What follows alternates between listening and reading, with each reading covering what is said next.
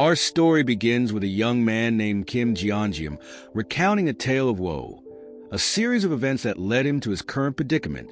He begins by stating that a man named Kim Sol had forced him into boxing, leading to a period of hellish training. Jeongeum reflects on why he didn't simply quit, acknowledging that saying no wasn't an option. Instead, he chose the path of a slightly better hell. Later, Kim Sol revealed the true reason, that he simply needed a sparring partner because there wasn't anyone in the junior division.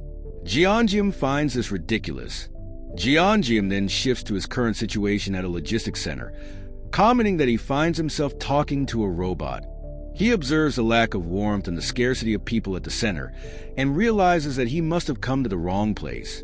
He reflects back to his military discharge about 2 months prior.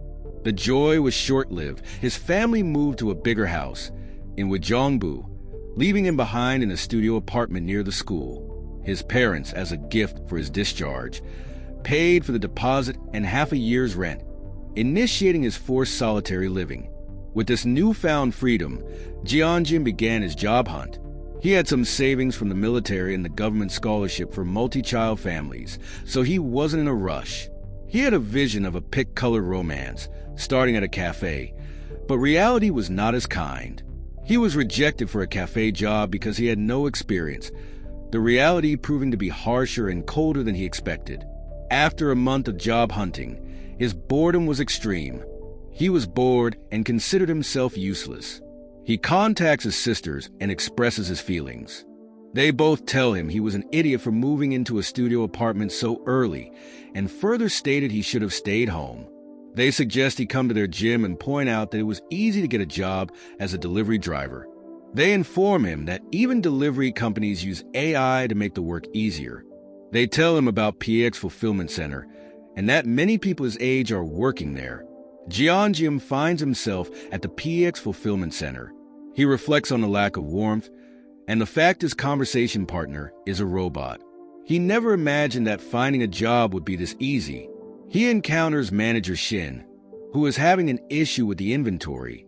Manager Shin tells him that PX is indicating there is still tuna in stock, despite the fact that they are out, and asks that he check the warehouse.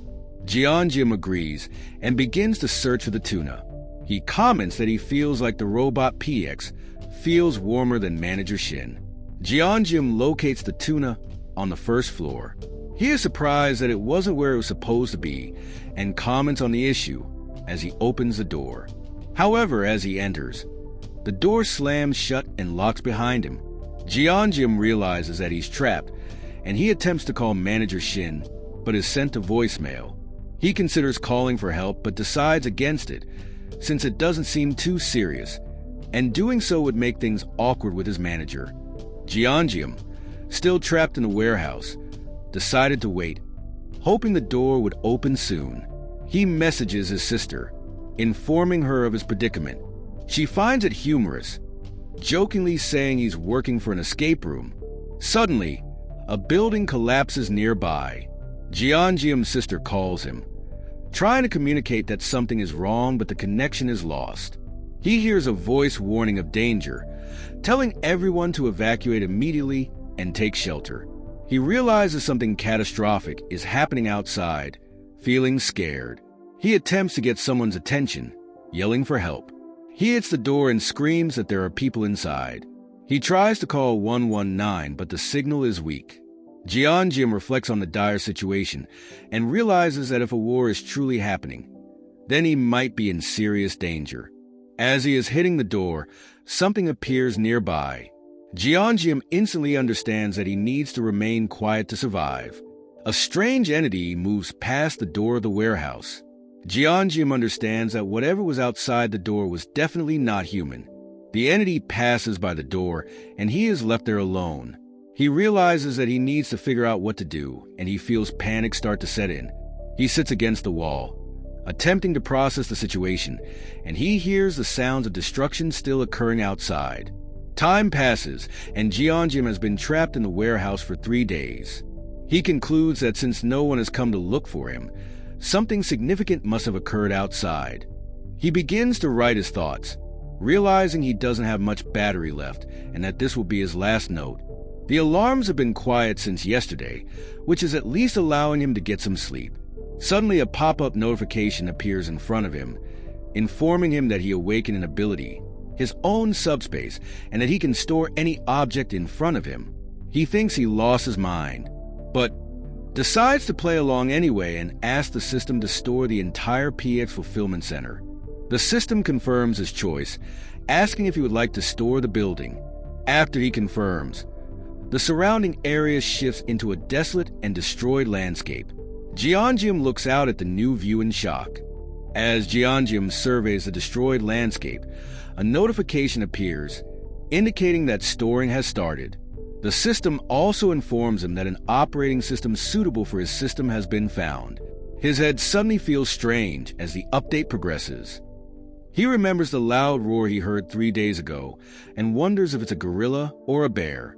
Fortunately, it seems to be passing through.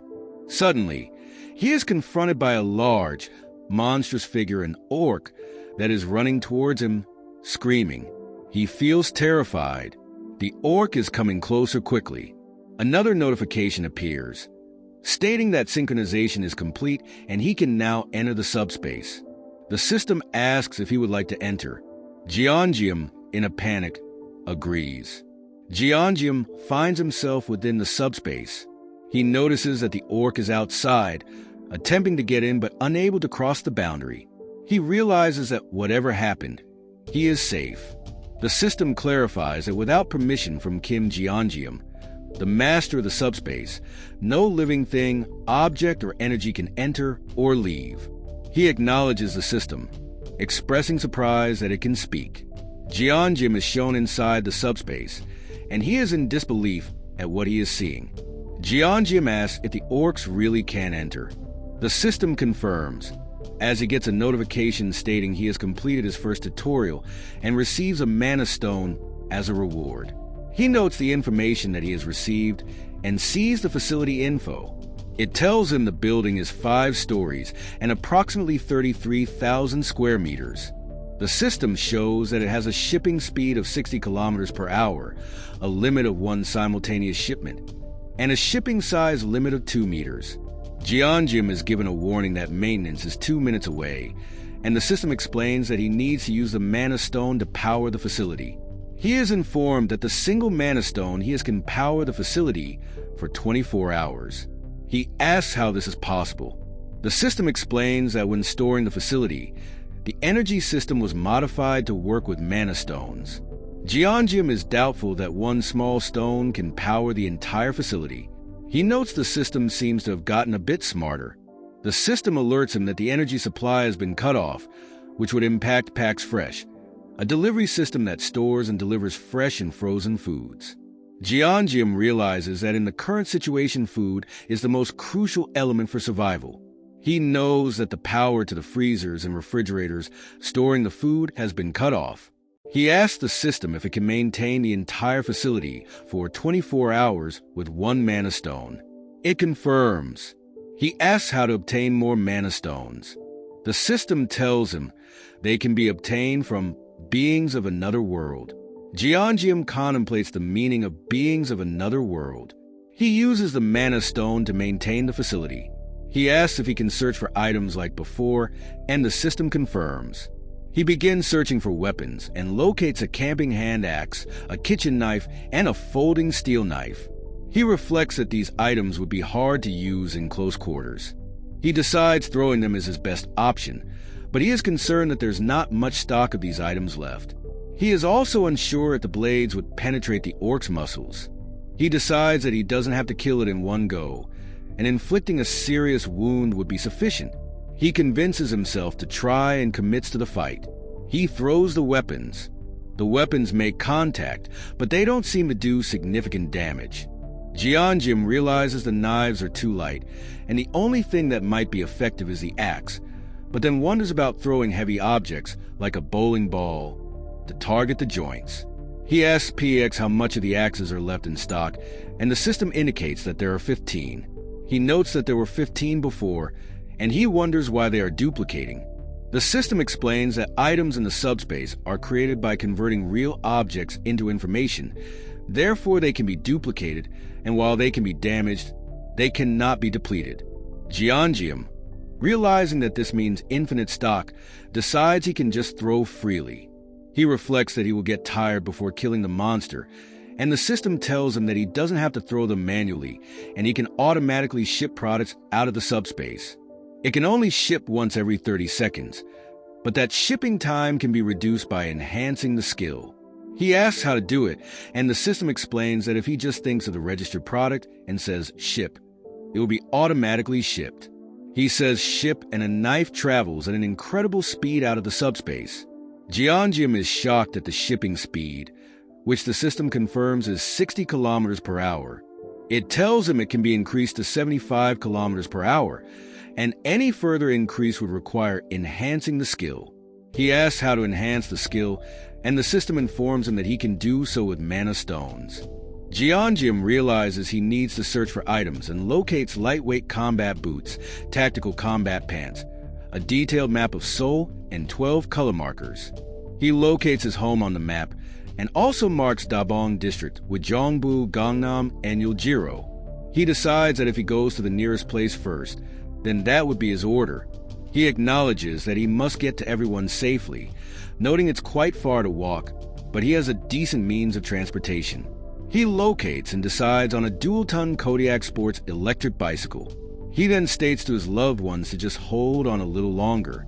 The youngest is coming soon. The story continues with Jianjium outside the subspace. He has been outside for 30 minutes and has already killed 12 orcs. He reflects on his ability, noting two key things he has learned. First, the shipping ability is overpowered, even with a 30-second cooldown and a limited range. He also realizes that this ability can be upgraded with mana stones. He then thinks about the product retrieval ability, which automatically retrieves dispatched items. He realizes it is as convenient as the shipping ability. He discovers that while normal items like axes don't need to be retrieved, mana stones do. He also realizes that the mana stones are only available after the enemy is dead. He gets a notification stating he has obtained 1 mana stone and now has 13 total. He reflects that he is literally collecting money. He concludes that it's good that he put PX into the subspace. As long as it's maintained, he cannot die inside. Now he needs to get his family into the subspace. As he is moving, he reflects on the second thing he has learned. There are more creatures beyond common sense, not just orcs. He spots a winged creature, larger than an orc, and realizes it's going to be tough to hunt. He hears several cries in the distance. Suddenly, Jianjium hears a human scream. He rushes toward it and sees a man being attacked by the winged creature. He sees that it's Mr. Choi.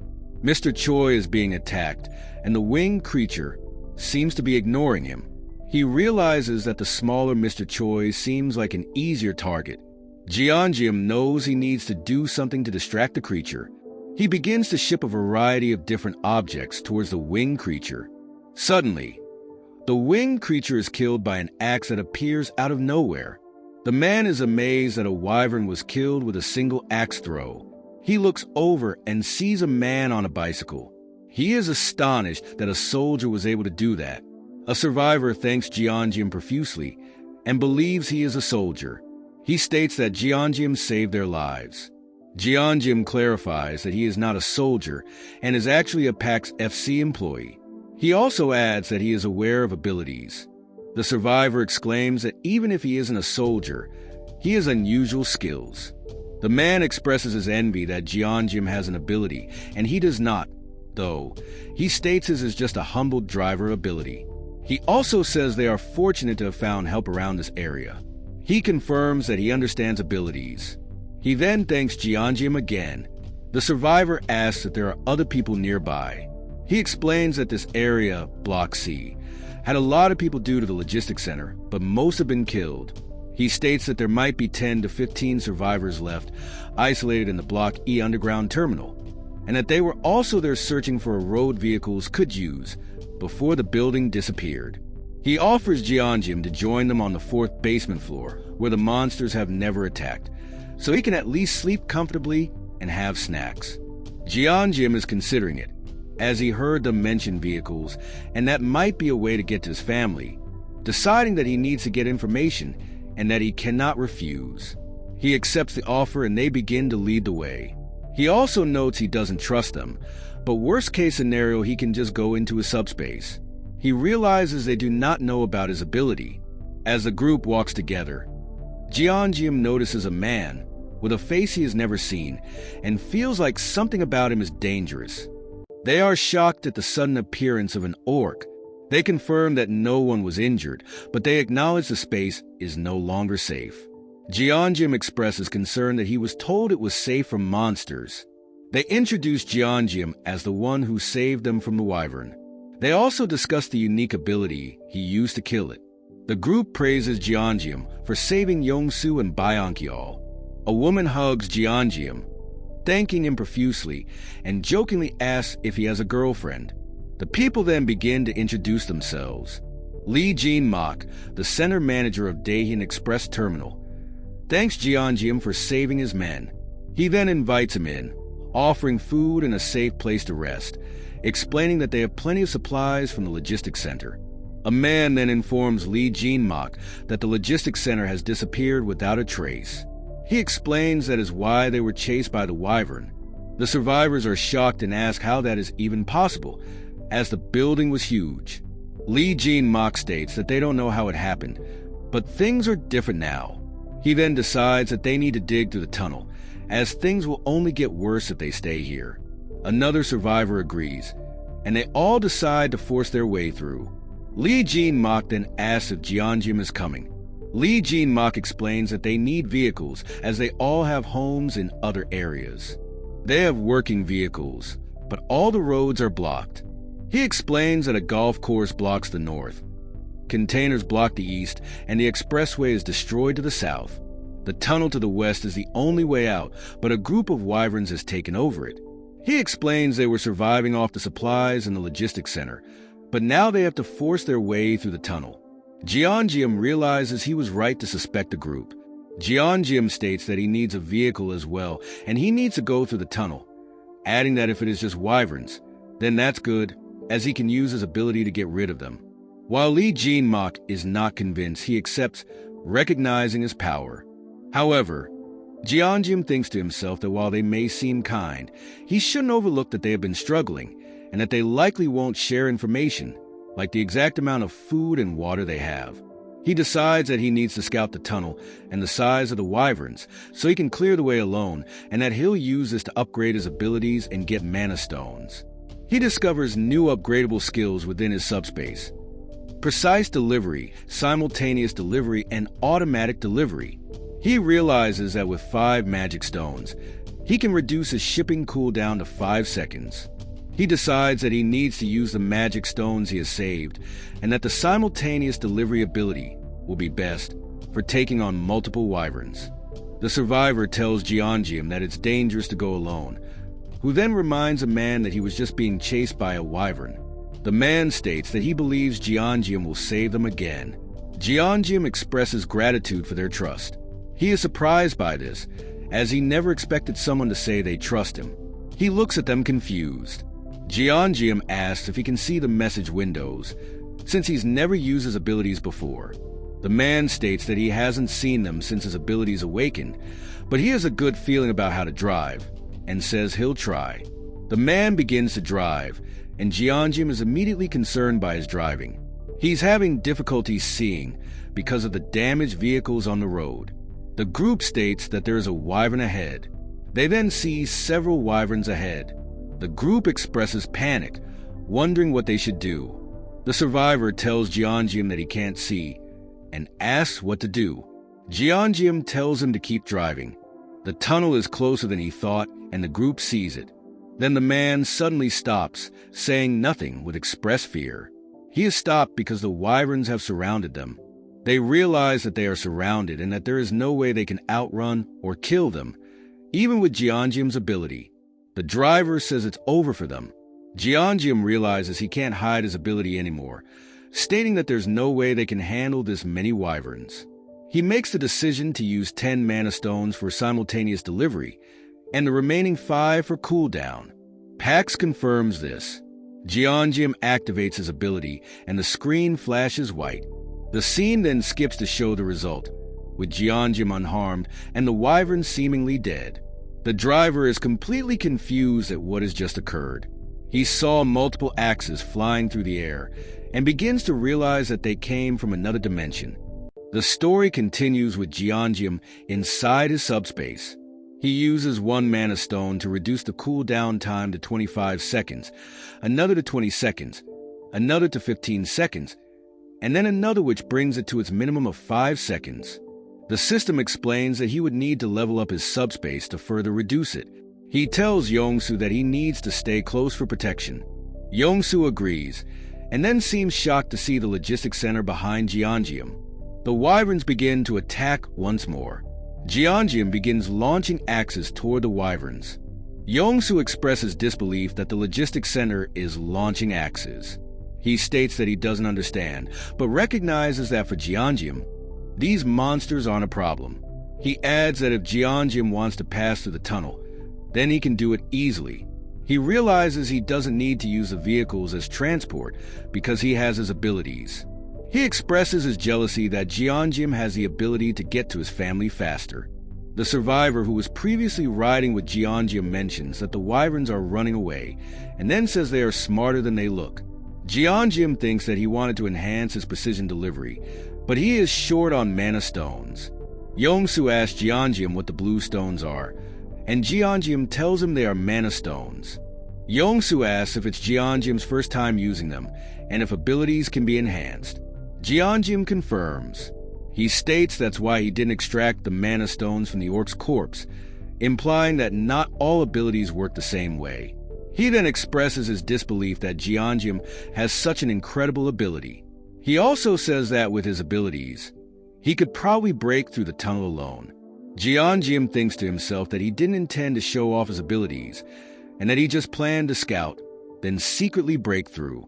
Yongsu apologizes for getting in the way, and Jeongeum states that he would not have been able to get through alone. He states that they should head back, as the wyvern might attack again soon. Yongsu then asks where he plans to go, asking if he needs a vehicle to do so.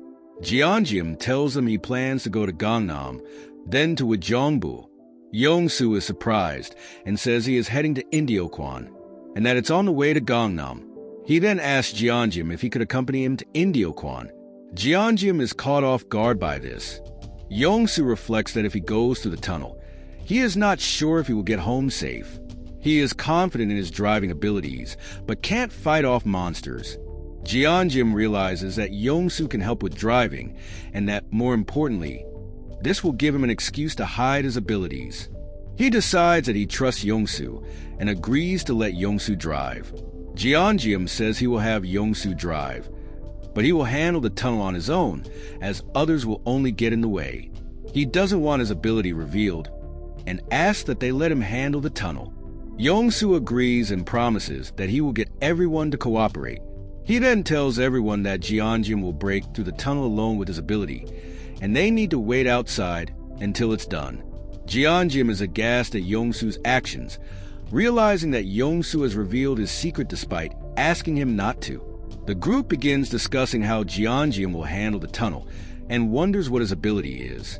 A survivor comments that this is someone they should be wary of. Another survivor states that he is now saying things that will only make them trust him less, while yet another says that they have no choice but to go along with it. Lee Jin-mak tells Jeongeum that he will not ask about his ability, and that they will wait so that he can scout the tunnel for them. He expresses gratitude that Jeongeum has made this decision out of consideration for them. As Jeongeum begins to move, Lee Jin-mak tells Jeongeum that they have gathered reserve food supplies to give to him for his journey. He also apologizes that all they could offer is food, and that Jeongeum also has to clear the tunnel. Jeongeum is taken aback by this, and says he did it because he needed to, and that the food is too much. He believes it must have been saved for their families, and tries to give it back. Lee Jin-mak tells him to accept it, and says it must have been hard for everyone to share their food. adding that he thinks they have families too. Lee Jin-mak then says it's time to bring out the alcohol. He states that it's a shame there's so little, but it's for the best. He pours them all some and tells them they can have just enough to safely arrive with their families. He proposes a toast to a safe arrival and for Jeongeum. Jeongeum is moved. As he's having a moment with the group, the screen shifts, showing the area before him as an open and destroyed world. The group begins to express alarm at this new vision. Jeongeum then says that he will be back and steps through the tunnel. The scene shifts to a flashback showing Jeongeum with his sisters, bickering as usual. He remembers his father telling them how he, as an only child, envied their bond. He reflects on the fact that he always envied the bond between siblings, and that he knows that one day they will realize just how precious family truly is. The scene then moves to Lee Jin-mak drunkenly missing his son, and he is scolded by the other members. The scene changes to Jeongeum leaving, saying that he is going out for fresh air. He is seen in the dark, then Yongsu walks up to him. Yongsu asks why he isn't sleeping and what he's doing. Jeongeum claims he can't sleep. Then Yongsu loads up the remaining vehicles from the logistics center. He mentions that he loaded about half to avoid making the vehicle too heavy, but that it should be more than enough. He then states that he has filled all 15 vehicles. He asks Yongsu to keep this a secret. Yongsu thinks to himself about Jeongeum's generosity. Back into the tunnel, Jeongeum begins to think about using his abilities to put people into his subspace. He asks PX if it's possible to put other people in the subspace. Pac states that it isn't possible at the current level, but that at level 2 he would be able to accommodate up to 20 people. He needs 32 more mana stones to reach level 2. Jeongeum states that there are roughly 40 wyverns in the tunnel, with a few running away, and that leveling up here is unlikely. He also states that without the upgrade to precision delivery, he would not have been able to catch so many. He states that if he wants to eventually put his family into the subspace, he needs to level up. Suddenly, Jeongeum senses a different wyvern nearby. He can sense it is different than the others as he prepares to move once more. The scene then shifts to the rest of the group. They express concern about Jeongeum being alone. But then the group sees him return. They cheer, relieved to see him back. Jeongeum approaches the group and then mentions that everyone has worked hard and that he hopes they make it home safely, and also thanks Lee Jin-mak. Lee Jin-mak also hopes that Jeongeum reaches his family safely. Jeongeum then tells him if they run into trouble on the way to open the cargo hold, as he has prepared a small gift for them. He then states that they should hurry to see their families, and then begins to drive away. The scene shifts to Yongsu driving, as Jeongeum realizes that something is wrong. He wonders what the wyvern was, as it ran away quickly. He believes it was bigger and different than the others, and wonders if it was a leader or an adult. He then hears a strange sound and realizes they have no choice but to move forward, and that with the corpses, monsters, and overturned vehicles, it's the same no matter where they go. He then worries that he is making things even more difficult for Jeongeum, and then reflects on the dead soldiers. Yongsu is then shown that there is a barbed wire barricade in the road. Knowing it looks like the military put it up to block something, he realizes that they will have to take another route. He then states that he sees something at the end of a bridge, which turns out to be a horde of monsters. He realizes that this was what they were trying to block, and states that he will turn the vehicle around. Jeongeum tells him not to, and then asks if they can drive on the sidewalk to get past it. Yongsu says yes, and then sees more of the monsters in the distance, and he begins to panic. Jeongeum realizes that they must be there for a reason, and says that it is a good way to level up. He tells Yongsu that there is no need to turn back, and they need to keep going. Yongsu is in shock but agrees and begins to move forward. Jeongeum asks Yongsu if he has ever heard of the game where 3 races wage war against each other. Yongsu recognizes it, and Jeongeum states that he is reminded of a custom game mode where players use limited units and terrain to fend off hordes of monsters. He mentions that the current situation is quite similar. He then tells Yongsu to reverse the vehicle to a specific spot. As they do, Jeongeum spends 10 mana stones and unlocks auto ship. He then uses the remaining mana stones to increase the shipping speed to 100 kilometers per hour. He states, if you've already had your fill, come here. It's playtime. He summons a double-door refrigerator, launching it towards the oncoming horde of mutated dogs. The refrigerator, a massive white rectangle, is sent hurtling through the air with a whoosh, crashing into the pack of monsters. One of the beasts is sent flying, while others are crushed under the sheer weight of the appliance. He receives 12 mana stones from the kills. He expresses his delight as he states, "Oh, this is it." Jeonjim reflects on his enhanced shipping range and precision delivery, recognizing that while he could throw axes with speed, precision delivery doesn't exactly track the target to the end. It only slightly adjusts its direction. The mutated hounds are fast and incredibly quick, making axes ineffective even when flying at 100 kilometers per hour. Additionally, they don't stop even when their comrades are killed next to them. He concludes that a refrigerator is better because not only is it larger, but the weight can take them down with just a graze. He thinks that with his new auto ship, it will be even more convenient. He instructs PX to keep holding on. Yongsu is in disbelief as he sees a refrigerator being launched toward the horde. Confused as to how he can keep firing the same refrigerator, he wonders if the items that are being retrieved are coming back as new products. Jeonjim then asks Yongsu if he would like something to eat.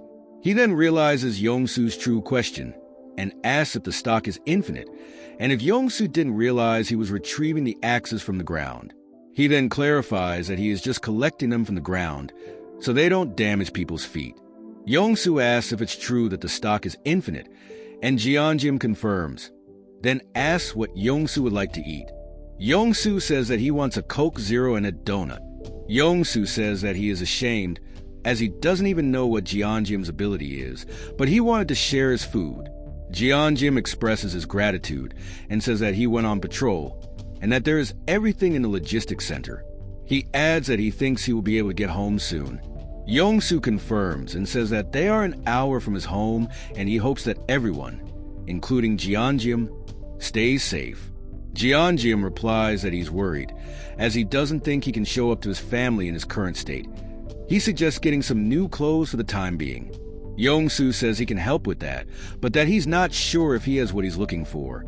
Jeonjim mentions that the issues with the wyverns have been mostly solved and that they should leave soon.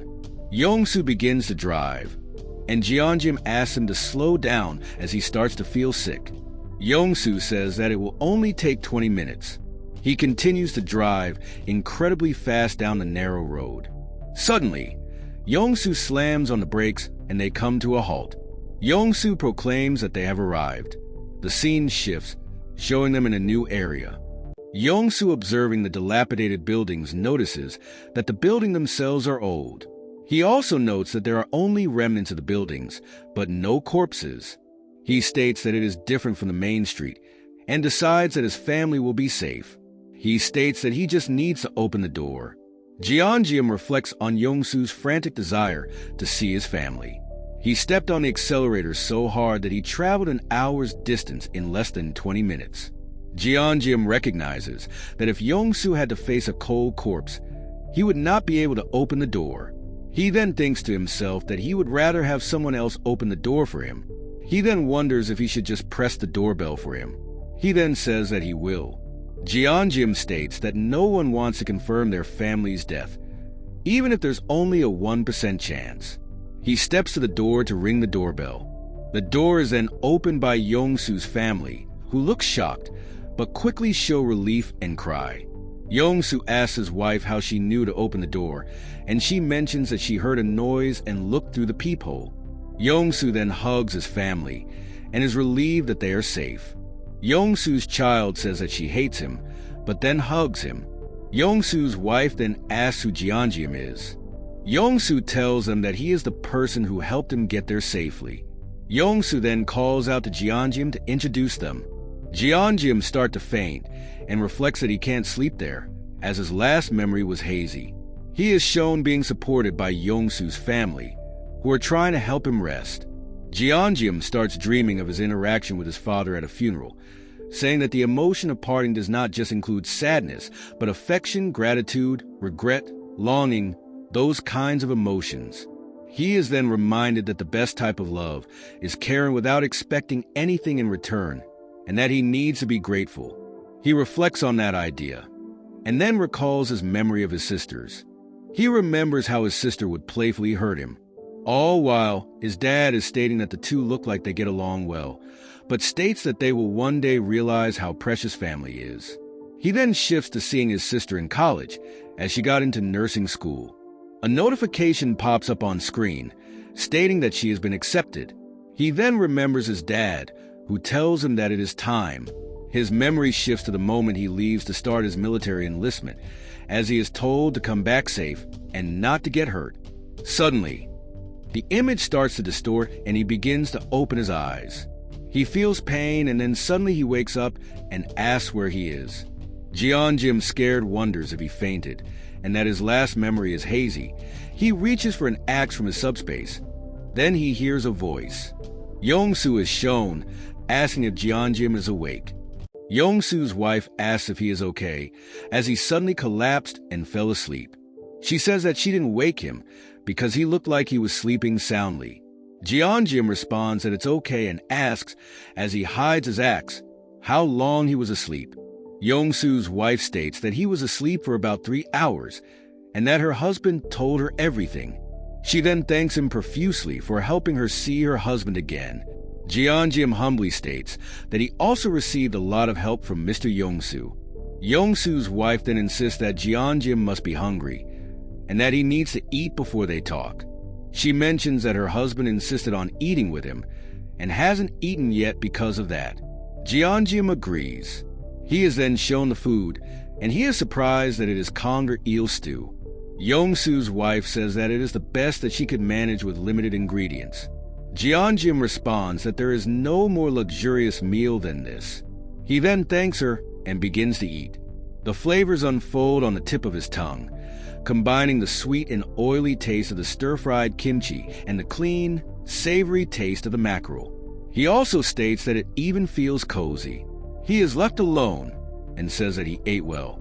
He reflects that he hasn't eaten that well since before the apocalypse, and even since leaving the military. He then mentions that it was comparable to his mother's kimchi stew. Yongsu then tells him that he will drive him to Gangnam. Jeonjim then states that Gangnam is not his final destination, as he needs to go to Ujeongbu and will need the car for longer. Yongsu then states that he understands and that he has a condition. He then states that they should talk outside. Yongsu states that they will go together in the truck to Gangnam and that he will take the bicycle to return. He says that the condition is that Jeonjim gives him the electric bicycle when he needs it. He says that even though the electric bicycle is not much, that he will help Jeonjim get to Gangnam as fast as he can. Jeonjim agrees, but is confused as to why he is taking such a risk. Yongsu states that with his skills, he could outrun the monsters. He then asks why Jeonjim is trying to help him. Yongsu then states that if it wasn't for Jeonjim, that he would not have made it this far, and that he might have died in the tunnel if it weren't for him. He says he is just trying to give help in return. He states that they are in the same difficult situation, and that if they help each other, that it would be good. He also adds that he might be presumptuous, but that he is not foolish enough to risk his life. Jeonjim states that he does understand, and then tells Yongsu that since he's shown him his ability, that he will show him as well. He states that his ability, subspace, is a space that nothing can enter without his permission, and that as long as it is maintained, he can even duplicate items from the storage facility. Yongsu confirms he understands. Jeonjim states that if Yongsu wants to help him, that he also has a condition, that Yongsu must stay with him until he is done it with Ujeongbu. He also adds that when he levels up the subspace, that he can also bring them in with him. He states that he was able to level up after defeating the monster dogs, and that if Yongsu continues to help him, that he will also protect his family. Yongsu then states that he will bring his wife and daughter, and that they should leave right away. The scene then changes to Jeonjim in his subspace. He uses 100 mana stones to upgrade his subspace to level 2. He is given the additional ability to store items in front of him, with a storage capacity of 1 item, and the maintenance cost increases to 6. He acknowledges the new features and states that he will check on them later. Then, an external presence tries to enter, and he asks to allow entry for Yongsu, his wife, and his daughter. They are then shown being amazed by the size of the subspace. He tells them that if they need anything they can ask PX, and that everything is infinite. He tells Yongsu to take a break as he checks on his new abilities, then mentions they will leave in 30 minutes. Yongsu's wife then states that she will prepare some snacks. Jeongeum is then shown the new abilities that he has acquired. Subspace Lab and simultaneous shipping too. Jeongeum reflects on the original form of his subspace ability, which allowed him to store an object in front of him, access it at any time, and prevent anything from entering without his permission. He then recalls how his ability was enhanced after storing the logistics center, because an operating system compatible with the system's functionality was discovered and updated, merging Pack's AI and the Awakening System OS. This resulted in new functions like the shipment, where he hurls items at 100 kilometers per hour. He mentions that he didn't expect any additional abilities as he leveled up, but that's what happened. He received a notification stating that as his subspace leveled up, that he can store objects in front of him with a storage capacity of 1. He also acknowledges the new subspace lab ability, which allows for the combination, separation, and transformation of items. He wonders what that could mean, thinking about creating something by combining items.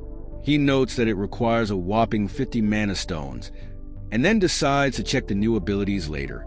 He then decides that all he can confirm is that he can store an object in front of him.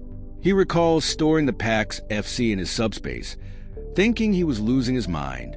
He then wonders what he would store and thinks of storing the Earth. He then is given a message that he has failed to store the Earth. He mentions that he figured that it wouldn't work and that it would be too overpowered if it did. Yongsu comes to him and says that he has checked the route to Gangnam and that they should take the main road. Jeongeum agrees. He then asks why Yongsu isn't playing with his daughter.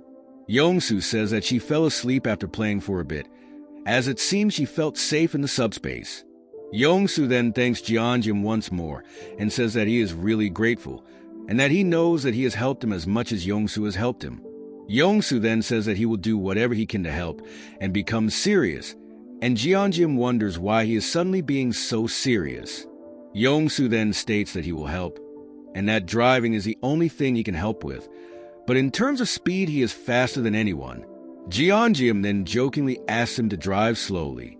Yongsu says he can't, as Jeongeum has helped him, and that they should speed up. The scene then shifts to them driving, and it is shown that they are moving at an incredible speed.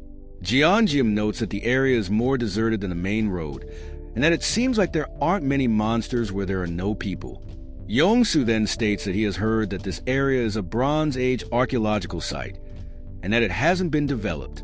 He adds that even though the road is a bit rough, there aren't any monsters or suspicious people.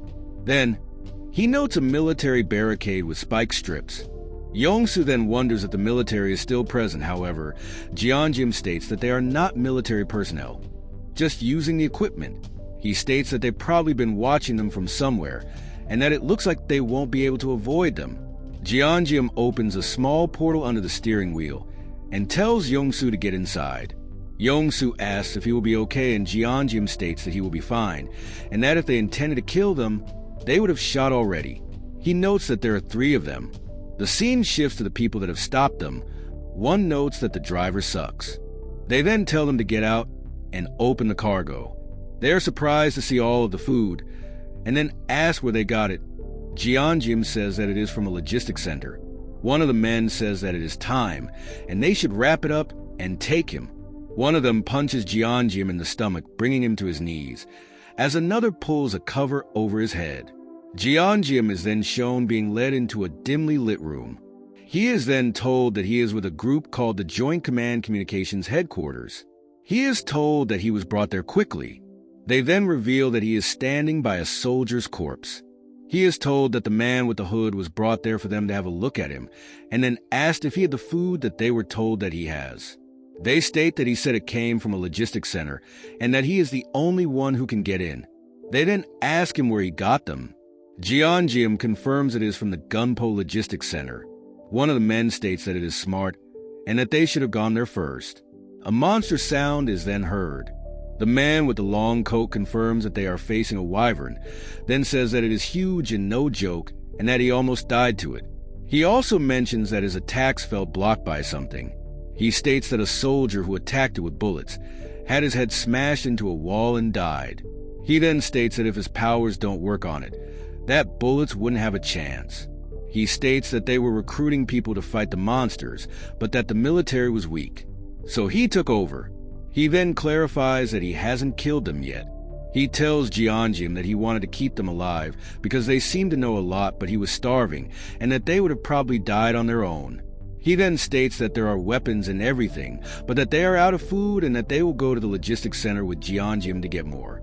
Telling him not to worry, as if they accept him as a member of the family, they can protect them. Jeongeum, disgusted, realizes that this is the perfect place to store and states to PX to store the Joint Command Communications headquarters in the subspace.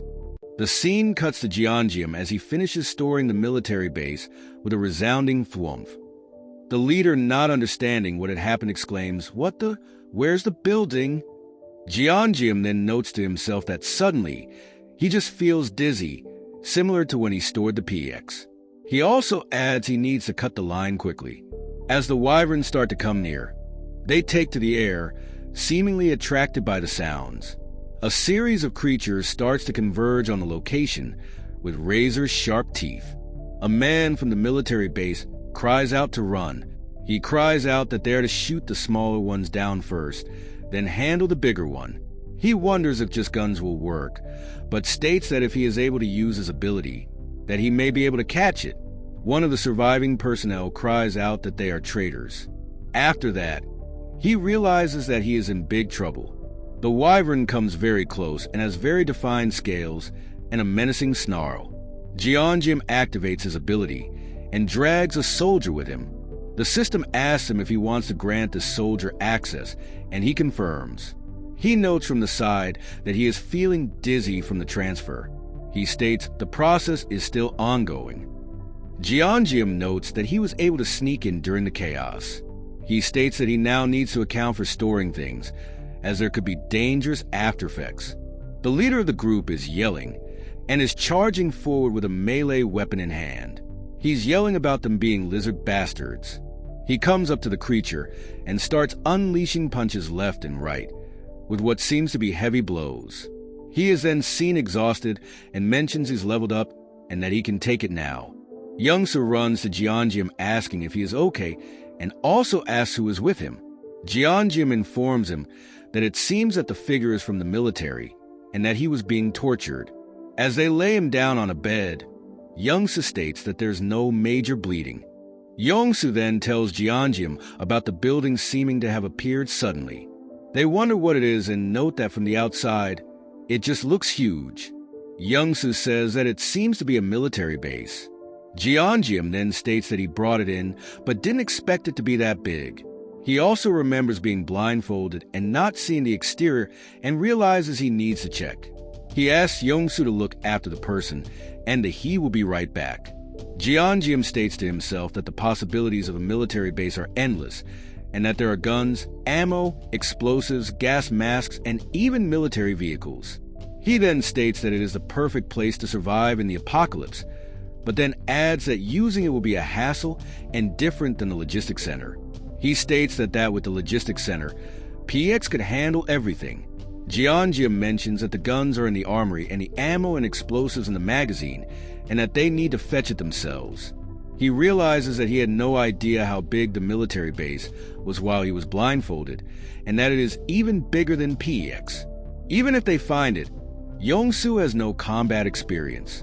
Just then, PX drone startles him inside the military space. Pax informs him that Sector 2 was added to the program, and it can now be treated like the warehouse. Jeongeum expresses confusion, and PX continues. As an outcome, items from Sector 2 will be the same as Sector 1. Jeongeum thinks about this, then states, "Wait, are you saying?" Jeongeum, surprised, confirms with PX that this means the rifles and ammo can be duplicated and shipped out. Pax confirms, but notes the process is still ongoing. The progress is at 0.81%. Jeongeum asks for an estimate of the completion time. Pax states it's difficult to say, but offers to prioritize specific items. Jeongeum requests rifles, ammo, grenades, vehicles, and fuel. Pax confirms prioritization within 10 minutes and offers to restrict ordering permissions for those items, which Jeongeum approves of, expressing some distrust of the soldier. Jeongeum reflects on the situation outside, hoping for a resolution but acknowledging it's unlikely due to the sheer number of wyverns. He concludes the only option is to fight. He then equips himself with a rifle from the subspace, handing several large boxes of ammo to Yongsu. He explains that each box holds 10,000 rounds and to discard the gun if it jams. He asks Yongsu if he knows how to shoot. Yongsu confidently replies that seeing is faster than explaining.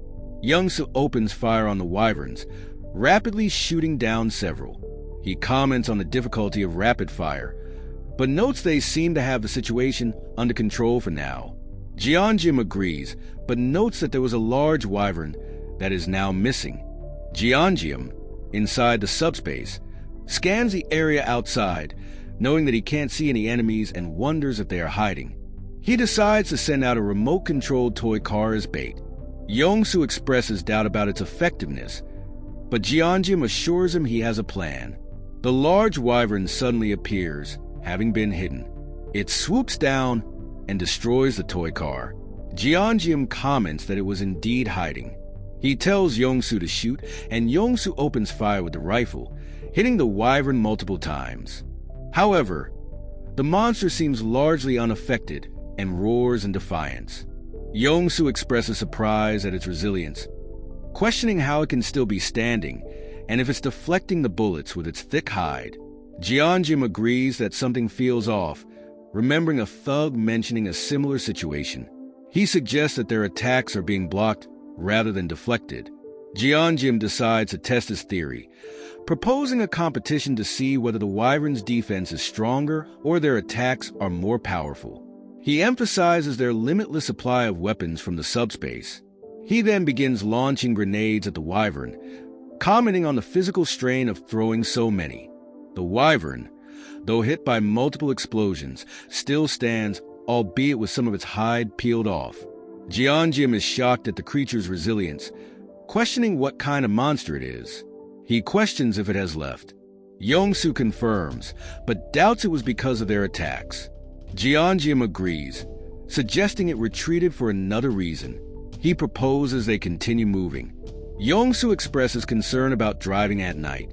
Jeongeum shares Yongsu's apprehension, still shaken by the encounter.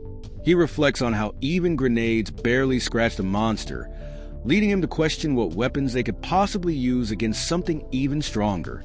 He acknowledges the shrapnel from grenades is more dangerous than the explosion itself, and notes that using larger explosives could pose a risk to innocent people, as well as potentially make them appear monstrous. He ponders creating a weapon that's as powerful as a bomb, but without collateral damage. Jeongeum checks his mana stone count, surprised to find he has 314. He reflects on the large amount he acquired from the wyvern, but concludes that he's not short on stones. He then uses the stones to upgrade his abilities, increasing launch speed to 150 kilometers per hour, reducing launch preparation time to 1 second, increasing simultaneous launch capacity to 4 items, and increasing launch range to 50 meters. He acknowledges the increased cost of upgrades, but is pleased with the increased power of his ability. He then unlocks the Pocket Dimension Lab, admitting curiosity about its function. He informs Yongsu he wants to try it out, but needs to stop the car.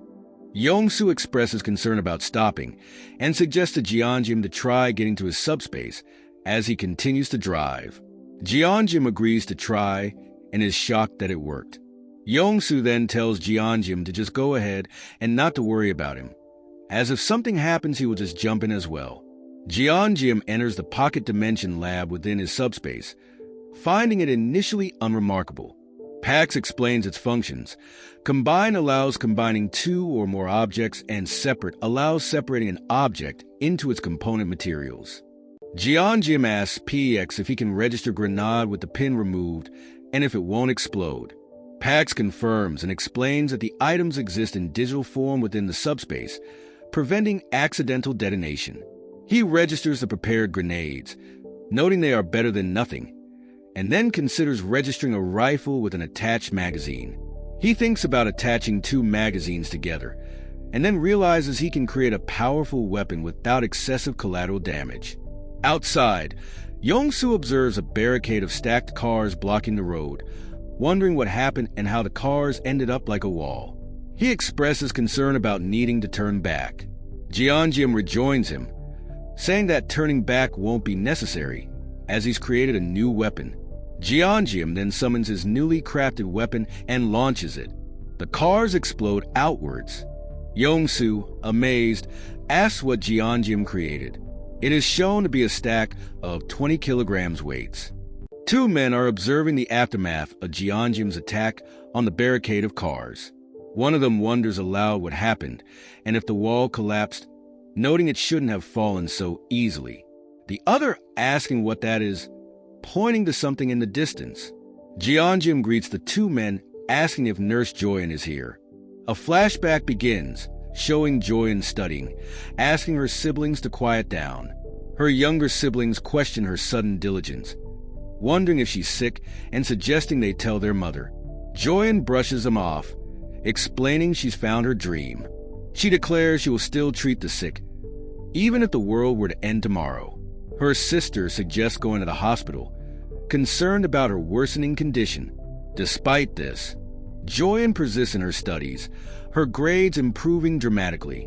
The scene shifts to her family celebrating her acceptance into nursing school. The flashback ends, and the scene returns to the present. Joyeon rushes towards Jeonjim, relieved he's made it, and asking if he's hurt. He reassures her and introduces Yongsu. Joyeon thanks Yongsu for helping Jeonjim and offers him a chocolate bar, which he declines, saying he's had enough to last a lifetime. Jeonjim then informs Joyeon that there is a patient. Joyeon asks where the patient is, and Jeonjim explains he's inside his subspace, a space accessible only through his ability. Joyeon questions his ability, and Jeonjim confirms he is awakened. He explains that revealing his ability in public would be problematic, and suggests it would be easier inside the hospital. Inside the hospital, Joyeon marvels at the various buildings inside Jeonjim's subspace.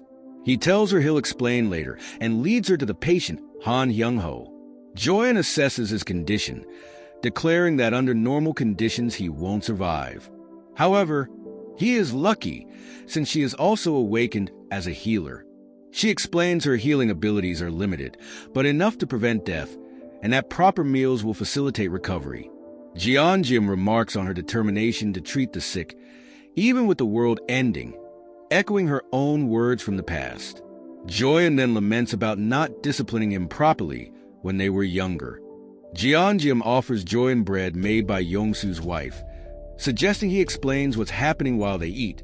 Jeonjim recounts his experience being trapped in the factory and being saved by PX. Jongsu's wife offers more bread and informs Joyeon she set up the staff lounge for her to rest. Joyeon thanks her and questions how they ended up staying here. Jeonjim, exasperated, points out she wasn't listening and says he's too tired to repeat the story. Jeonjim then briefly explains he's going to bring his family into the subspace and that he's heading to Yojiro next to find his other sister. Joyeon declares she's staying at the hospital. Jeonjim, surprised, asks why, assuming it's because of the patients. Joyeon confirms a large number of patients needing care, but clarifies that isn't the main issue. The scene shifts to the hospital's internal medicine department head, Jin Seong-hak, discussing the arrival of Jeonjim and Yongsu. They detail the car crashing through the wall and their arrival in military vehicles, questioning if they're special forces. One guard mentions one of them is Joyeon's brother, leading Seong-hak to dismiss any concerns about hostility. He suggests rationing food and using Joyeon to their advantage. He asks a large person behind him if the awakened newcomers are stronger than him. The other person expresses doubt. Seong-hak instructs him to greet the newcomers warmly and asks if the broken wall is fixed. The other person confirms. Joyeon explains that head Jin Seonghak is using his ability to poison people and control them. She states that most of the awakened in the hospital are being controlled by him. The poisoned awakened ones are guarding food and mana stones. Joyeon, back with Jeongeum, reveals she's been secretly siphoning mana stones to strengthen her healing ability, hoping to cure the poisoning. She urges Jeongeum, So, and their parents to leave, saying she'll find a way to survive. Jeongeum refuses, stating it's dangerous. Joyeon reveals that head Jin Seonghak uses food as a weapon of control. Jeongeum, realizing the situation, declares he'll handle it quickly and will demonstrate his ability. He summons energy bars and combat rations. In Jin Seonghak's office, he questions the urgent report he's received about Joyeon's brother bringing in a substantial amount of food. He initially dismisses the threat, believing that 2 people and a single military vehicle couldn't possibly have much. He smugly assumes they'll soon run out and come begging for food, commenting on their foolish generosity. However, a subordinate reveals they have more food than what's currently stored in the hospital, leaving Seonghak stunned. He questions how such a thing is possible, speculating about abilities to replicate or shrink and enlarge objects. He concludes they're definitely ability users and orders his men to capture them. He hands a drug to a subordinate, instructing him to get Jeongeum addicted by any means necessary, and to kill him if it doesn't work. He then inquires about the other person who arrived with them. Meanwhile, Jeongeum searches the hospital, failing to locate the individuals he's seeking. He wonders if he missed them and expresses frustration at the delay. Joyeon asks about his plan to neutralize Jin Seonghak's weapon, which is food. Jeongeum confirms, outlining his simple plan to distribute their own food, subdue the addicted ability users, and deal with Jin Seonghak, whom he considers a minor threat. Jeongeum inquires about the abilities of the addicted users. Joyeon describes the abilities, which include resealing opened cans and automatic laundry, much to Jeongeum's disbelief. She confirms that most of them aren't threatening, except for one person, Song Hyun-gu. She explains that Hyun-gu came from Yuljiro, worried about his hospitalized mother. Joyeon explains Hyun-gu's immense strength, referencing the car barricade outside as proof, revealing Hyun-gu built it with his bare hands. As they speak, 2 figures approach, and one addresses Jeongeum as Nurse Kim, Joyeon's younger brother. He requests a conversation. Jeongeum agrees, adding that he also has business with Song Hyun-gu. The figure, revealed to be Hyun-gu, expresses confusion but states it doesn't matter anymore. Outside, he gives Jeongeum 2 choices: drink a vial of medicine or refuse and die. He warns Jeongeum against running. Jeongeum, unfazed, proposes a third option. Hyun-gu rushes towards Jeongeum menacingly. He swiftly activates his subspace ability. A glowing blue portal opens, and with a flick of his wrist, Jeongeum sends a high-spin bowling ball hurtling towards Hyun-gu at 90 kilometers per hour. The ball strikes Hyun-gu with a resounding thud, sending him sprawling. Jeongeum apologizes for the speed, but prepares to launch another. Hyun-gu, struggling to move, questions Jeongeum's ability. Jeongeum launches another bowling ball, this one at a slower speed, but still warns Hyun-gu against moving, as its weight is enough to break bones. He continues the relentless barrage, with 20 kilograms weights emerging from the subspace portal one after another, trapping Hyun-gu under a growing metallic pile. Hyun-gu roars in frustration and pain as he struggles against the increasing weight, but the constant assault keeps him pinned, his movements becoming more and more restricted. The 20 kilograms weights, cold and unforgiving, form a heavy metallic prison around him. Jeongeum, watching impassively, thanks Hyun-gu for remaining still, explaining it made the stacking process much more efficient. He assures Hyun-gu he'll be released once the situation is resolved. Joyeon asks if Jeongeum encountered Hyun-gu, noting she heard a loud noise. He confirms and says he's on his way back, having just met Hyun-gu. Joyeon, seeing the trapped Hyun-gu, is shocked and demands an explanation. Jeongeum dismisses it as a long story and asks if she's finished distributing the food. She confirms, and they wait for Yongsu's arrival. Yongsu arrives, staggering and clutching his head. He complains of a severe headache, questioning if it's poisoning. Joyeon confirms his suspicion. Jeongeum notices a fresh wound on Yongsu's finger, deducing he was stabbed with poison while receiving thanks for distributing food. Joyeon examines the wound, confirming it was inflicted with the intention to poison him. She suggests confining Yongsu for a while. Jeongeum agrees, concerned about the complications of Yongsu being poisoned. He expresses the need to meet Jin Seonghak and find a cure. As he leads Yongsu within the subspace, a notification appears, confirming an unidentified energy from outside was blocked, reinforcing the subspace's invulnerability to external connections. Yongsu, now inside the subspace, notices his headache is gone. Jeongeum questions the external energy notification. Suddenly, Song Hyungu appears within the subspace. Jeongeum is taken aback. Then a notification asks if he wants to unregister Song Hyungu from the subspace. Jeongeum confirms, and Hyungu vanishes. Jeongeum expresses his astonishment, realizing the subspace blocks not only physical, but also mental attacks. Hyungu reappears outside the subspace, apologizes to his mother, reassuring her it's not his fault. He tells her to go back to sleep, saying he has something to do. She expresses concern for his safety.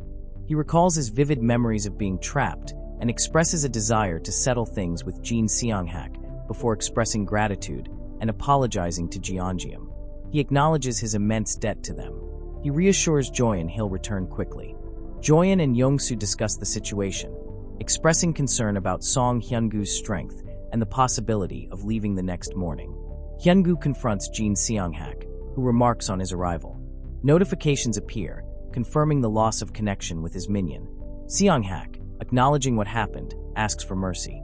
Without a word, Hyungu knocks him cold with a single blow. The scene shifts to Joyeon and Jeongeum discussing how to handle the poisoned individuals in the hospital.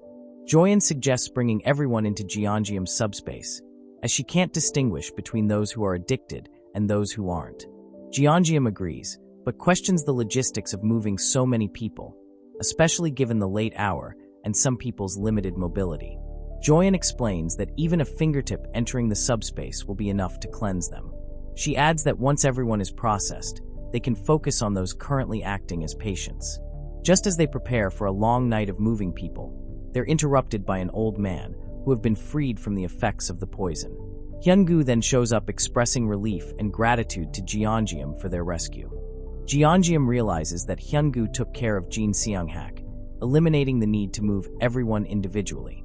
Jeongeum, looking at Hyungu's bruised but recovering form, and comments that he understands how Hyungu took care of things and apologizes for launching the weights with excessive force earlier.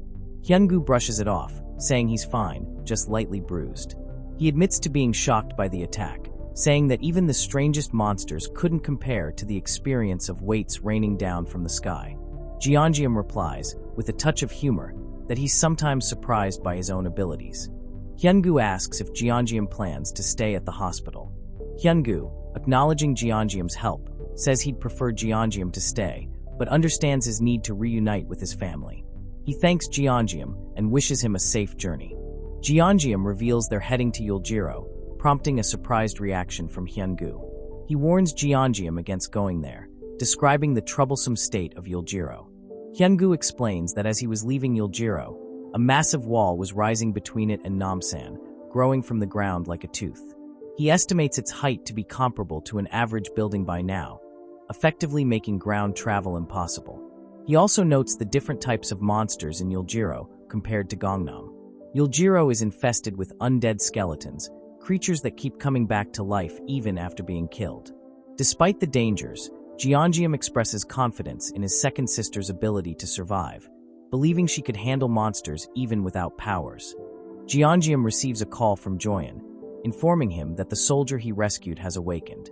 He greets the now-awake Han Kyung-ho, who thanks him profusely for saving his life. He introduces himself as a colonel from the 50th Intelligence Communications Battalion. Jeongeum confirms his name and asks about Kyung-ho's well-being. Kyung-ho expresses gratitude for the treatment and then questions their current location, observing the military command outside but noting the absence of surrounding buildings. Jeongeum explains they're in the staff lounge of the PAC's FC Logistics Center within his subspace ability, and that outside is Gangnam, near Hanam Bridge. Kyung-ho, bewildered, struggles to comprehend the situation. Joyeon clarifies that everything around them is a product of Jeongeum's ability. Kyung-ho, still trying to process the information, requests to be let off there. Jeongeum assures him they mean him no harm. Yongsu also assures him and emphasizes that Jeongeum isn't dangerous. Kyung-ho acknowledges their kindness, but explains his urgent need to reach the Joint Chiefs of Staff, hinting at a serious situation he can't disclose. Jeongeum understands and agrees to his request. He then asks PX for a banana milk and a sandwich, offering it to Kyung-ho. But not before Kyung-ho explains the reason for his urgency. Kyung-ho hesitates, and Jeongeum, noticing his reluctance, instead offers a variety of steaming hot foods. Kyung-ho begins to explain, recounting the sudden global appearance of creatures from another world, including monsters, insects, animals, plants, and even geographical features. He describes their indiscriminate attacks on everything in sight. He explains that the government began recruiting awakened individuals to combat the monsters, forming specialized units. His own unit, stationed near Gwacheon and Anyang, had achieved a degree of stability until a powerful dragon appeared, resistant to all their weapons. He continues, explaining how requests for support from nearby units went unanswered, as they were also facing powerful monsters. Communication with command was also lost, which he found strange, as they could usually contact them during battles. Faced with imminent destruction, they decided to move to the National Communication Command. During the perilous journey, many of his comrades died or were injured, forcing them to recruit more awakened along the way. Upon arrival, they found the command deserted, discovering documents hinting at a coup. He attempted to reach the Joint Chiefs of Staff, but was trapped by the dragon and betrayed by some of the awakened recruits who had sided with the coup. He concludes that the First Corps is likely blocking government troop movements, and he needs to report this immediately. Jeongeum understands the gravity of the situation. He offers to drop Kyung-ho off at the Han River Bridge on their way to Yeoljiro and suggests traveling together as far as possible. Kyung-ho initially declines, wanting to leave immediately, but Jeongeum insists he rests. Kyung-ho thanks him. Jeongeum tells Yongsu it's time to go, instructing him to drive quickly, but not at maximum speed. He clarifies, saying time is of the essence. As they talk, Kyung-ho tries to alert them to a monster staring intently at them. But before he can talk, a stack of 20 kgs weights sends the monster flying, leaving him wondering what had happened. Jeongeum calmly requests PX to deploy Military Vehicle 1. Pax confirms, and a moment later, a military vehicle appears beside them. Kyung-ho is astonished, questioning the sudden appearance of the vehicle. Jeongeum instructs him to continue eating and resting, explaining that while their destination is close, he will leave a portal open so he can observe the situation outside. Jeongeum launches 20 kilograms weights at the Orcs. The weight, now a deadly projectile, blurs through the air towards the unsuspecting Orcs, impacting with a sickening crunch. The Orcs stagger, momentarily stunned, before collapsing. Jeongeum continues the assault, summoning and launching more weights in rapid succession. The weights, appearing as a relentless stream of metal, pummel the Orcs, each impact accompanied by a spray of blood and gore. The air crackles with the raw power of Jeongeum's ability. Kyung-ho watches in awe through the portal, remarking on the incredible speed and precision of the attack, noting the ability to change direction and retrieve the weights, as well as the automatic extraction of mana stones from the slain monster. He concludes that Jeongeum possesses an exceptionally powerful and versatile ability. Yongsu reports that they've reached Bampo Bridge, including the underwater section, but the road ahead is impassable. Jeongeum apologizes to Kyung-ho for the unforeseen delay, explaining they'll need to find another route. Kyung-ho, ever the pragmatic soldier, simply states that he's grateful for any assistance they can provide, and says he'll return to the subspace. They agree to move forward. Jeongeum reflects on the speed of their journey, barely an hour to travel from Gangnam to Bampo Bridge, a feat made even more remarkable considering the detours and monster encounters along the way. He credits both his own ability and Yongsu's exceptional driving skills. Kyung-ho also notes Yongsu's ability to navigate the treacherous, rubble-strewn roads with almost supernatural speed and precision, causing him dizziness just watching. He concludes that both men possess remarkable, though very different, talents. Yongsu, peering through the windshield, identifies a potential path forward. He indicates a narrow opening between buildings, but points out a massive fortress wall blocking their way. He confirms its size and admits that it's hard to tell if it can be broken through. He says they should drive over there and see. Kyung-ho realizes that this route would take them through Yongsan, and Jeongeum agrees to drop him off there, as it's on their way. As they drive closer, Kyung-ho observes the destroyed landscape, noting the devastation of Gwacheon, Anyang, and even the 56th Division. The scene shifts to a sterile, brightly lit military office. A subordinate informs the director of a visitor, the commander of the 50th Signal Battalion, Han Kyung-ho, explaining that Kyung-ho claims his entire unit was annihilated and that he has a vital message to deliver. The director, his expression skeptical, questions the truth of this claim before eventually agreeing to the meeting. Kyung-ho is shown walking down a brightly lit corridor, his footsteps echoing in the otherwise silent space. Kyung-ho stands before the director, recounting his harrowing experiences. The director listens intently, then expresses his gratitude for Kyung-ho's service and sacrifice, acknowledging the tremendous service he's rendered to the country. He then reveals that he's heard the reports of Jeongeum's abilities from Kyung-ho. He mentions Jeongeum's request for a helicopter in exchange for supplies, including food. The director acknowledges that helicopters are valuable strategic assets, but admits that given the nature of Jeongeum's abilities, delivering one wouldn't be impossible. He then pauses, adding that there's a condition to his offer. The director states his condition. Jeongeum must join the military as an awakened member. He emphasizes the government's desperate struggle to stabilize the chaotic situation and argues that Jeongeum's unique abilities could be a crucial turning point in their efforts. Jeongeum listens patiently, then politely but firmly declines the offer.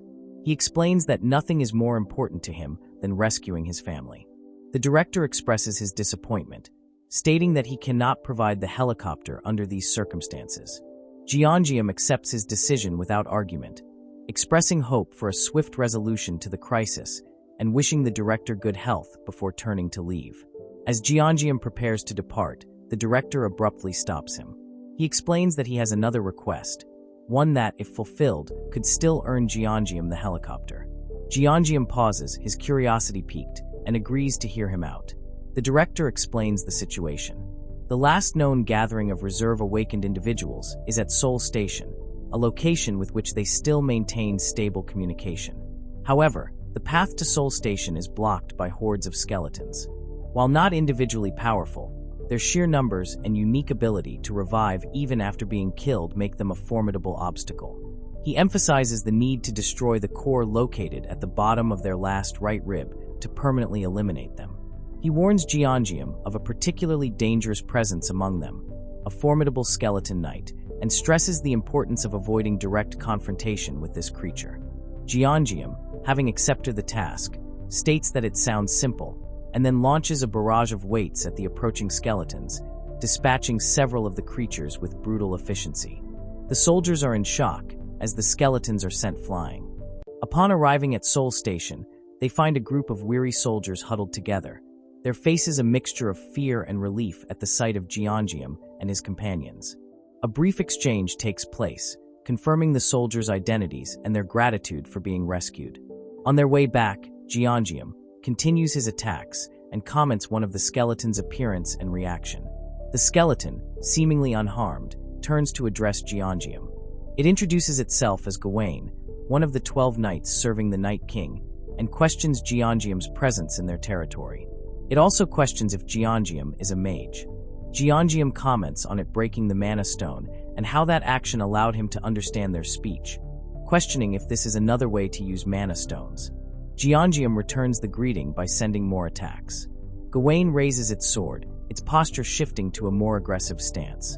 The weight hurtles towards Gawain, who deflects it with his shield. The impact creates a shower of sparks as the metal grinds against metal. Yongsu watches in disbelief, expressing concern, as Gawain slices through the weight, cleaving it in two with a single, powerful swing of its sword, charging towards the group. Jeongeum, realizing his regular attacks are ineffective, activates tracking delivery, spending 50 Mana Stones. A glowing target appears on Gawain's chest in Jeongeum's vision. He commands PX to fire, aiming for the chest. Four weights, one after another, streak towards the targeted area, each one striking Gawain with a resounding clang. Gawain, annoyed, mocks Jeongeum for his repetitive tactics and easily dodges the projectiles, calling him a stupid mage. Jeongeum then launches another attack, a bowling ball this time, striking Gawain on his head. Gawain, momentarily stunned, curses in surprise, admitting he let his guard down. He stumbles forward, his movements momentarily uncoordinated. Jeongeum seizes the opportunity, launching another barrage. This time, the bowling balls strike Gawain from multiple angles, hitting his head, crown, back, and sides. The relentless assault overwhelms Gawain's defenses. Yongsu asks what Jeongeum said at the end, and Jeongeum replies that he instructed PX to autoship in that order. He comments on his own amazement at the skeleton's speech ability, and then he is relieved that physical impacts still work. Yongsu expresses his gratitude to Jeongeum for saving him. Jeongeum, however, remains cautious, stating that they're not out of danger yet. He explains that the skeleton knight, likely due to its armor, is far tougher than a giant wyvern, and its sword and shield make it even more dangerous. Gawain recovers from the barrage, pieces of his armor breaking off, and angrily yells at Jeongeum.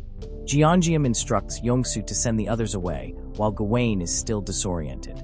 Gawain's armor continues to crumble, revealing more and more of its skeletal form beneath. He curses Jeongeum.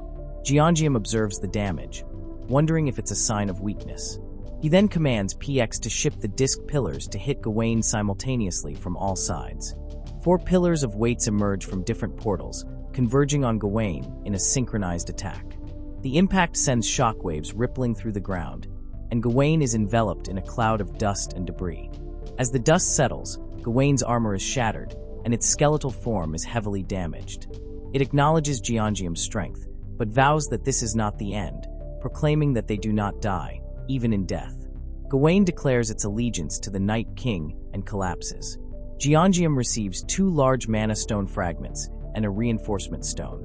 Yongsu and the others are awestruck by Jeongeum's victory, marveling at his ability to defeat a creature that had withstood tank shells. Upon their return to the base, the director expresses his disapproval, reminding Jeongeum of his instructions to retreat if he encountered a skeleton knight. He acknowledges Jeongeum's success, but declares it won't do. The director invites both Jeongeum and Yongsu to join them, suggesting they reconsider their earlier refusal. He proposes discussing the matter further after Jeongeum has rescued his family, emphasizing the value they place on Jeongeum as a potential ally. He offers to guide them to the helicopter. Jeongeum, as he follows the director, reflects on the pressure of their expectations, admitting he barely managed to defeat the skeleton knight and that he wouldn't have stood a chance against multiple enemies of similar strength. He then mentions the real problem. There are at least 11 more knights like Gawain. He ponders Gawain's cryptic words about not dying, even in death, and speculates about the Night King's even greater power. He also thinks about the ineffectiveness of high-caliber rounds compared to the bowling ball strikes, questioning the physics of the situation. He dismisses it, reminding himself that monsters defy logic anyway. The director informs Jeongeum of high walls rising up in Yulgiro.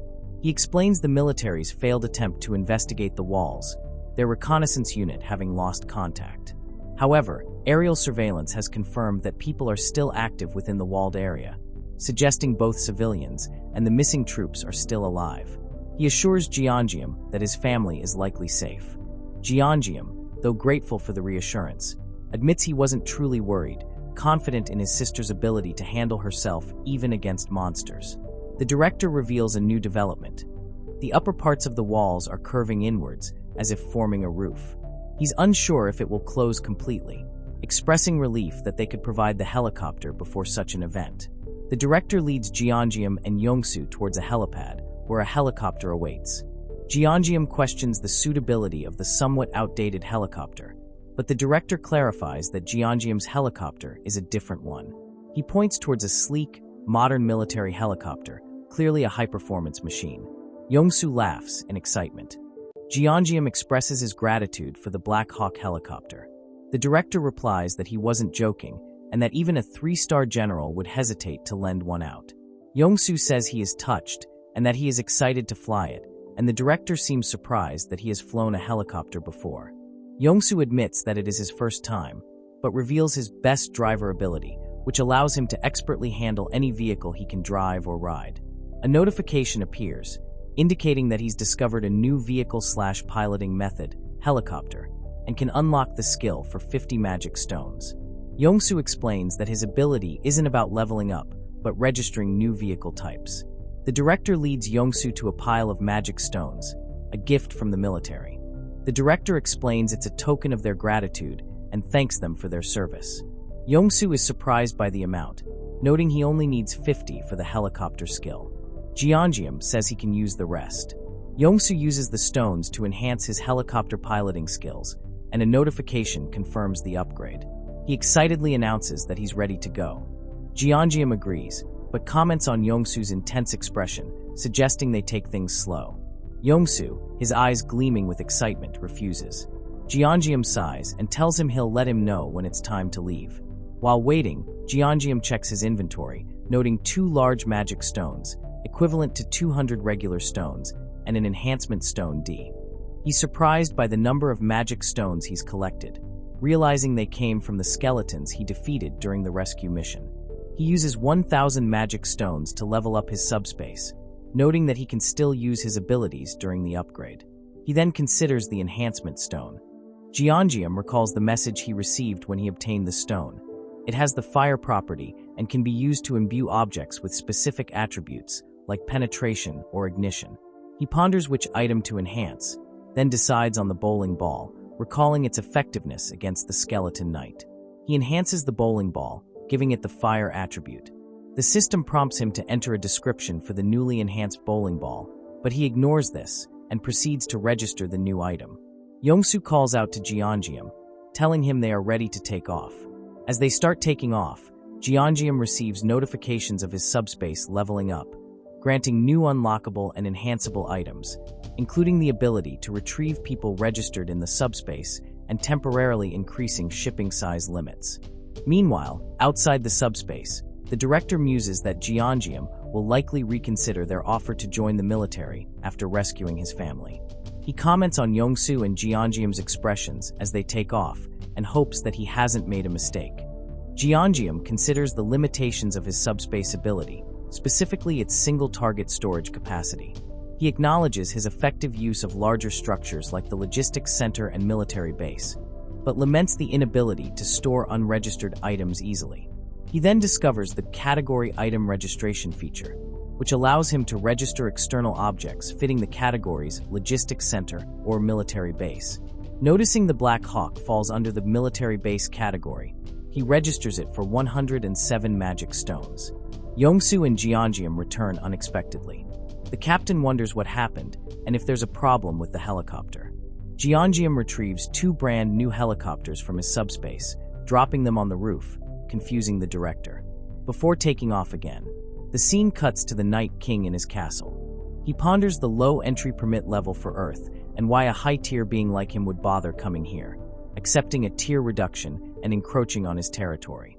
He questions the wizard's arrogance. Another floating skeleton head tells him what Gawain said about trying to talk to the wizard but being attacked immediately, proving the mage was very dangerous. The Night King receives a report about humans entering the castle. He dismisses them as more food for Camelot and orders them ignored, as the roof will soon be closing. A knight named Lancelot offers to behead the wizard, but the king decides to prioritize the harvest, stating they can deal with the wizard later. He notes that while Gawain's death is a shame, they can always get more enhancement stones. Yongsu informs Jeongeum they're nearing his specified location, but landing is difficult due to a skeleton knight fighting another monster. Jeongeum identifies the other combatant, effortlessly deflecting the skeleton knight's attacks. Jeongeum is shocked to realize that his other sister is fighting the skeleton knight. His sister, notes the futility of her attacks, wondering why the creature won't die, despite the clear impact of her blows. A flashback begins, showing a young Soul Kim mesmerized by a mixed martial arts match on television. She immediately wants to try it out, and fortunately, has a willing younger brother to practice on. She easily defeats him, sending him sprawling to the ground. However, Soul is unsatisfied with her easy victory, her competitive spirit seeking stronger opponents. She ventures to the playground, but finds even older children no match for her. Her father, recognizing her talent, enrolls her in a mixed martial arts gym. In there, she experiences her first defeat, a painful experience that fuels her determination even further. The flashback continues, showcasing Soul's training montage. She trains relentlessly, her passion and natural talent evident in every punch, kick, and grapple. She quickly masters various martial arts, dominating competitions and leaving her rivals in the dust. By 7th grade, she is unmatched in the junior division. However, her obsessive training leads to severe injuries, including torn cruciate ligaments in both knees. Ignoring the doctor's advice, she continues to push herself, accumulating more injuries. Despite the setbacks, she makes her professional debut at the age of 24, though it could have been much earlier had it not been for her injuries. The flashback ends, and the scene returns to the present, with Sol fighting the skeleton knight. Jeongeum asks Yongsu to lower the helicopter's ceiling so he can attack. The skeleton knight questions Sol about her apparent invulnerability to his attacks. She attributes it to his slow attacks, which he denies. He clarifies, saying it's not about speed, but technique. Sol considers this, admitting she doesn't really use any specific techniques, relying instead on observation and instinct, focusing on the opponent's shoulders, waist, and foot stance. The skeleton knight acknowledges her natural talent, stating that if it weren't for the hierarchy, he would have lost. He recognizes her potential, suggesting that with increased rank, she could become the greatest knight. He decides to let her leave, explaining that death is inevitable for those who remain within the closing fortress walls. He offers to speak to the Night King to secure her escape, acknowledging it as a favor for her teaching him the importance of fundamentals. Jeongeum, having lowered the helicopter, launches a fire-enhanced bowling ball at the skeleton knight. The bowling ball, trailing flames, strikes the skeleton knight's shield with explosive force, shattering both shield and armor and sending bone fragments flying. Sol, surprised, comments on the power of the attack. Jeongeum lands and greets Sol, commenting on her continued survival. Sol, recognizing her younger brother, exclaims in surprise. Inside, the subspace, Joyeon asking about Sol's ability, that creates an invisible barrier and seems to enhance her physical abilities. Sol clarifies that her physical prowess is natural and unrelated to the barrier. Jeongeum tells her to slow down while she eats. He expresses relief that all 3 siblings have awakened abilities and survived, and suggests heading to their older brother's location. Sol asks about his cheat ability and how is he able to do all of this. Jeongeum tells her it's a long story and advises her to eat and rest for now. He explains how to use PX to order anything she needs and to greet Yongsu's family, who are in the subspace. Joyeon asks if they are leaving immediately. Jeongeum confirms the urgency, explaining they need to escape before the fortress wall's ceiling completely closes. He glances upward, his expression grim as he observes the rapidly darkening sky, the edges of the colossal ceiling now visible, slowly but surely sealing off the sky above. He tries to break through, but the wall seemed impervious to his attacks. He briefly considers trying to capture it within the subspace, but quickly dismisses the idea, opting for caution.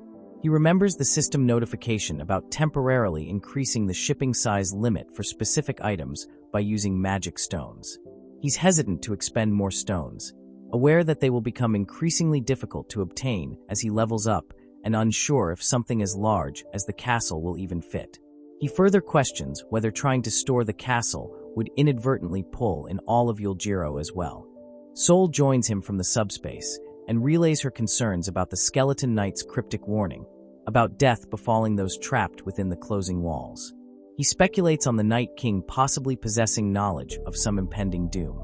He realizes time is running out and they need to locate the Night King quickly.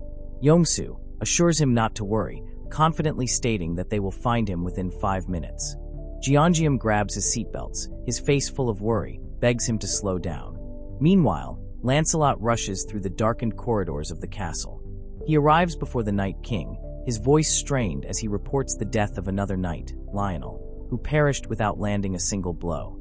Night King wonders if the magician is responsible. Lancelot confirms the mage's involvement, recalling Lionel's final words.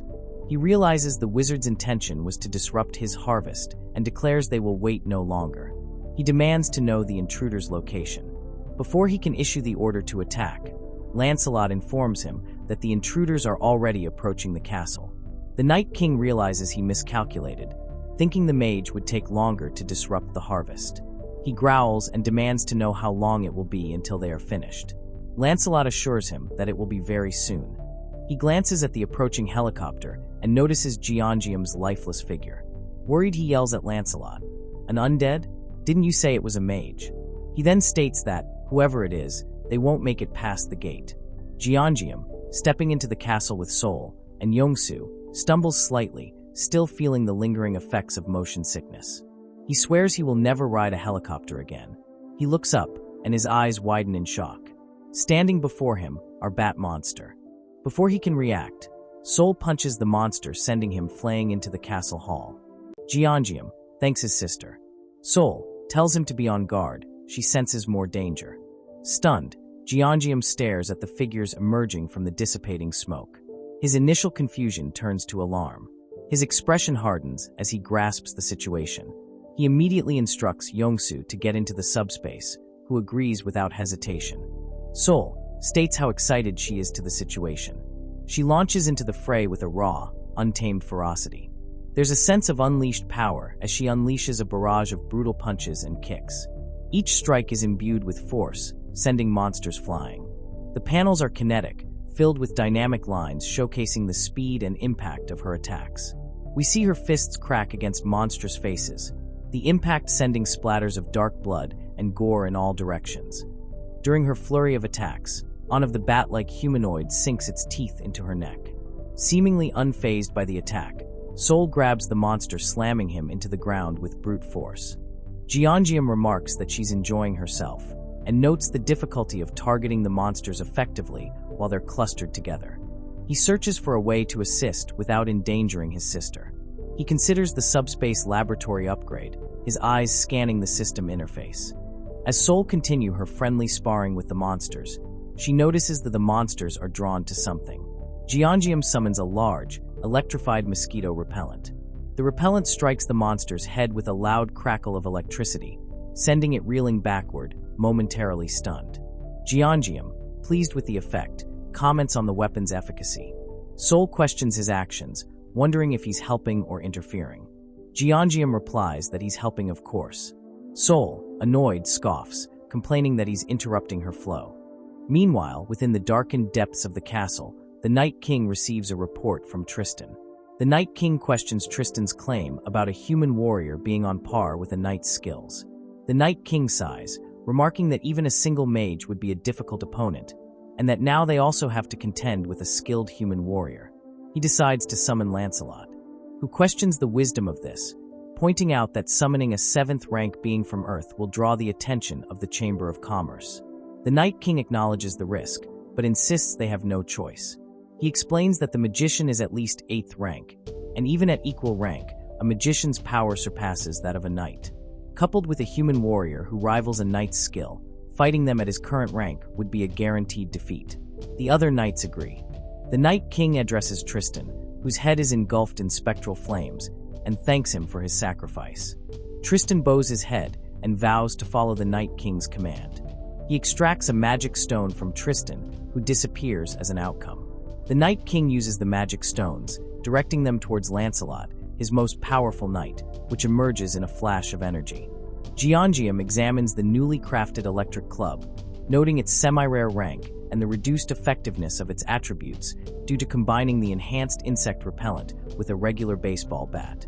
Sol thanks him for the weapon, and Jeongeum shrugs, saying it's not that great. He and Sol then discuss the bite she received earlier from a bat-like monster, the wound now itching. She requests that Jeongeum kill her if she starts turning into a vampire. The Night King observes the humans from his throne, remarking on the irony of a renowned magician visiting such a low-level place. His eyes glow with a malevolent red light. He questions their motives for causing a ruckus in his territory. Jeongeum and Sol are confused by his question, unsure what he's talking about. The Night King grows impatient and orders them to answer. Jeongeum shrugs, still clueless, and the Night King, enraged by their defiance, orders Lancelot to kill them. Lancelot descends from the throne, his armor gleaming menacingly. Sol, energized, prepares for battle. She asks Jeongeum not to interfere this time, eager to test out her new weapon. She swings the electrified club, sparks flying as it connects with Lancelot's sword. Lancelot staggers slightly, surprised by the force of the blow, then retaliates with a swift sword strike, cutting her bat in half. Sol, using her barrier to deflect the blow, creates a cloud of dust and retrieves. She curses power of her enhanced weapon as it broke easily. Jeongeum watches the fight, clarifies that it's not that the weapon is weak, but Lancelot's is strong.